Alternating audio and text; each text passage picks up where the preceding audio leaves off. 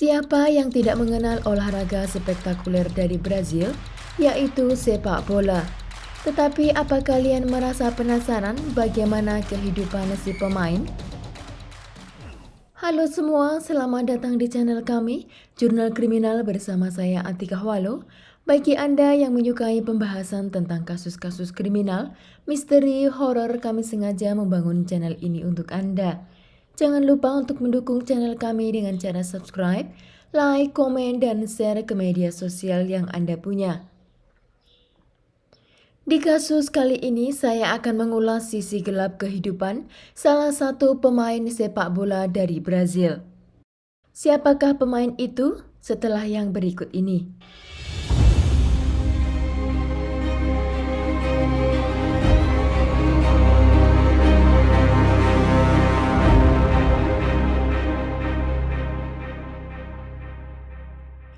Bruno Fernandes das Dores de Souza lahir pada tanggal 23 Desember 1984.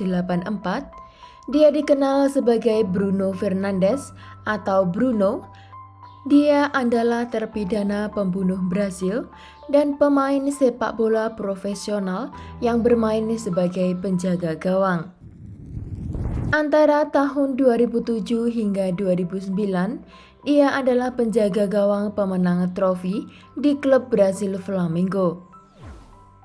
Pada 27 Mei tahun 2010, Flamengo membutuhkan rival di Rio de Janeiro, Fluminense 2-0 dalam pertandingan Liga Brasil yang dimainkan pada sore yang hangat. Ketika tendangan bebas diberikan di dekat kotak lawan pada menit ke-90, kiper Flamengo Bruno Fernandes memanfaatkan peluangnya. Tendangan kaki kanannya melengkung ke atas tembok dan membentur pojok kanan atas gawang, dan itu adalah gol keempat dalam karirnya. Sebulan kemudian, itu semua akan menjadi kenangan yang jauh. Bruno akan berada di balik jeruji besi karena dituduh memerintahkan penculikan dan pembunuhan biadab terhadap seorang perempuan. Ruang redaksi di Brasil sibuk pada tanggal 25 Juni 2010, tapi itu tidak semua karena pertandingan grup Piala Dunia di mana Brasil dan Portugal berjuang untuk menghindari turnamen Spanyol. Mereka berurusan dengan berita domestik yang mengganggu. Sumber polisi membocorkan bahwa Kapten Flamengo Bruno Fernandes adalah salah satu tersangka utama dalam penghilangan dan kematian aktris dan model Elisa Samúdio. Kiper adalah salah satu bintang tim Brasil yang paling populer. Bahkan sempat ada rumor kepindahan ke AC Milan. Tidaklah salah untuk berspekulasi bahwa Bruno yang saat itu berusia 25 tahun akan melakukan debut internasionalnya dalam waktu dekat. Banyak yang mengira dia bisa mengenakan kaos nomor 1 negaranya di Piala Dunia 2014 yang akan menjadi tuan rumah di Brazil. Bruno dan Elisa memiliki hubungan singkat. Kesaksian teman-teman dari kedua belah pihak mengatakan bahwa mereka bertemu pada tanggal 21 Mei 2009 di sebuah pesta seks. Pada bulan Agustus tahun itu, dia memberitahu pemain bahwa dia hamil. Pada tanggal 9 Juni 2010, mantan nyonya atlet Elisa Samúdio menghilang saat hamil setelah dia mengklaim bahwa Bruno adalah ayah dari anaknya. Dan dia bersedia membuktikan tes DNA setelah putranya lahir.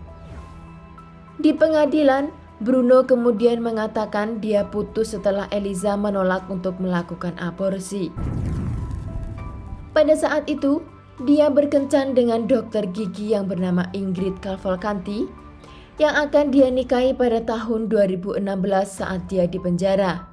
Padahal dia masih menikah dengan pacar masa kecilnya, yaitu Diana Rodrigues, di mana dengan Diana dia telah memiliki 2 anak perempuan. Ketidaksepakatannya dengan Elisa akan segera menjadi masalah hukum. Pada bulan Agustus yang sama, dia mengajukan gugatan dukungan ayah dan anak terhadap Kapten Flamingo. Langkah itu memperburuk hubungan mereka. Pada 13 Oktober, Elisa melaporkan ke polisi Rio bahwa Bruno dan beberapa temannya, termasuk teman masa kecilnya yang tidak terpisahkan, yang bernama Luis Romao yang dikenal sebagai Macahao, telah menculiknya dan memaksanya meminum obat untuk melakukan aborsi. Dia juga menuduh para pria itu memukulinya dan mengatakan kepada petugas bahwa Bruno menodongkan pistol di kepalanya. Akhirnya pada Agustus 2010, hasil ujian forensik dirilis. Mereka memang menunjukkan jejak agresi. Tapi saat itu Elisa sudah hilang setidaknya selama 2 bulan. Ternyata Elisa melahirkan seorang bayi laki-laki di Sao Paulo, di mana dia tinggal bersama seorang temannya. Dan anak bayinya itu diberi nama Bruno seperti nama ayahnya. Penjaga gawang Flamengo dengan tegas menolak untuk menganggap ayah bayi itu dan menyerahkan dirinya untuk tes DNA. Tanpa bantuan keuangan, ibu dan anak ini mengandalkan dukungan dari teman-temannya. Tapi kemudian sikap pemain itu sepertinya berubah. Elisa diberitahu oleh Bruno bahwa dia akhirnya akan menyelesaikan semuanya. Sidang keluarga telah dijadwalkan pada tanggal 11 Juni, ketika kedua belah pihak seharusnya membahas pengaturan pembayaran serta pemeliharaan anak dan hasil tes DNA. Pada tanggal 4 Juni sebelum persidangan, bagaimanapun Macahao menelpon ponsel Elisa dari luar hotel. Macahao lebih dikenal sebagai asisten pribadi Bruno yang akan membayar Elisa secara tunai. Tetapi yang menarik, uang tersebut berada di peternakan Bruno yang jaraknya ratusan kilometer, dan dia harus mengantarkan Elisa dan bayinya ke sana. Macahao ditemani oleh George Sales. George adalah sepupu Bruno yang berusia 17 tahun, yang saat itu berada di bawah pengawasan Bruno setelah mendapat masalah dengan pengedar narkoba di lingkungan miskin tempat dia tinggal. George lah yang memberitahu polisi tentang rincian mengerikan dari cobaan berat Elisa. Bruno kemudian memberitahu ke pengadilan bahwa dia dan Elisa telah berbicara dan setuju untuk pergi ke peternakan. Elisa ditahan di sana sampai 10 Juni. Sore itu dia dan bayinya dibawa ke rumah di kota lain, yaitu Belo Horizonte.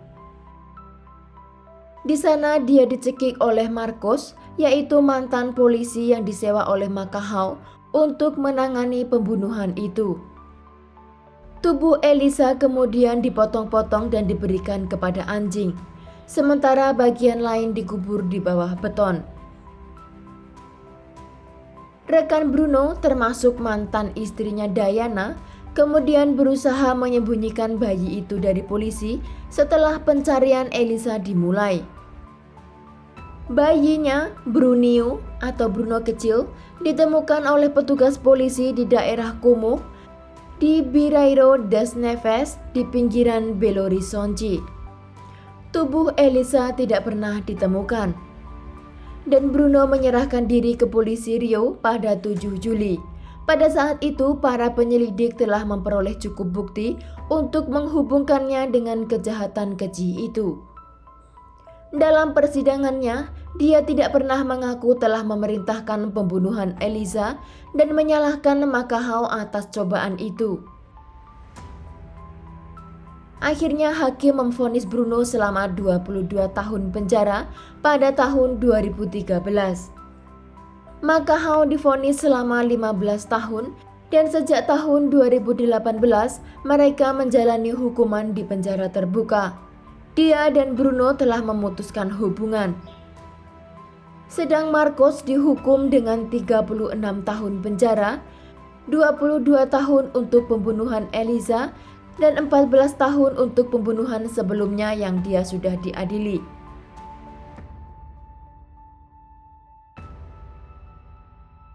Bruno lahir pada tanggal 23 Desember 1984 di Ribeirão das Neves. Dia baru berusia 3 bulan ketika orang tuanya meninggalkan dirinya dengan kakek dari pihak ayah dan pindah ribuan kilometer jauhnya ke utara. 18 tahun telah berlalu sebelum Bruno bertemu dengan salah satu orang tuanya lagi. Seperti banyak anak Brasil yang miskin, dia melihat sepak bola sebagai cara untuk keluar dari kehidupan yang miskin.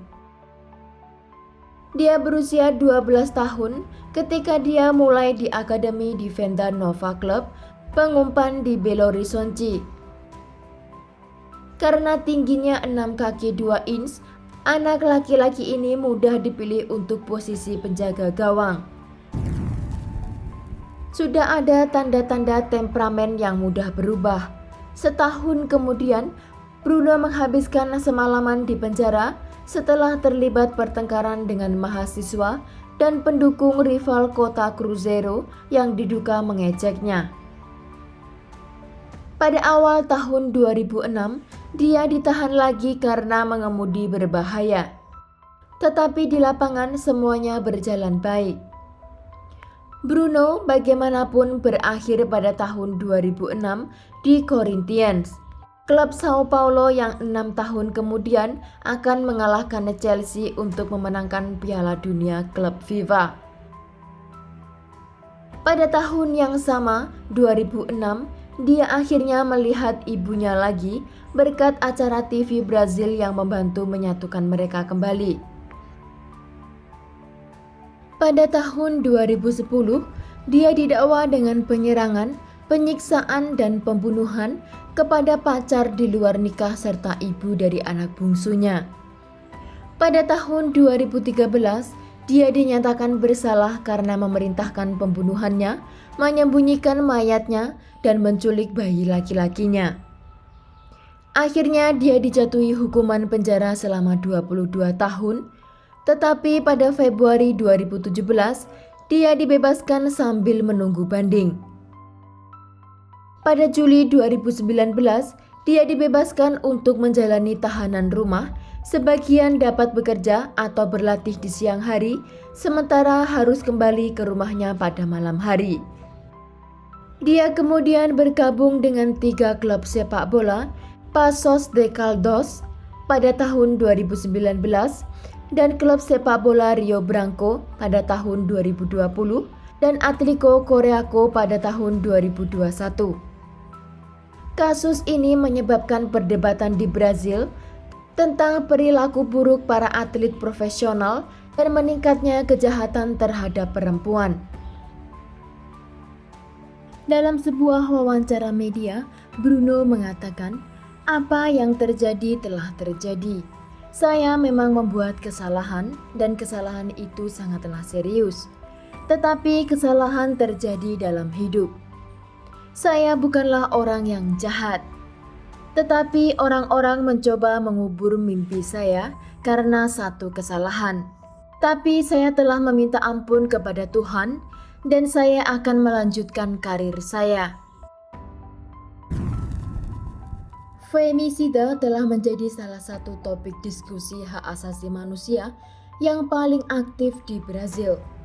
Statistik terbaru menunjukkan bahwa lebih dari 1.310 wanita tewas dalam insiden kekerasan dalam rumah tangga di Brazil pada tahun 2019.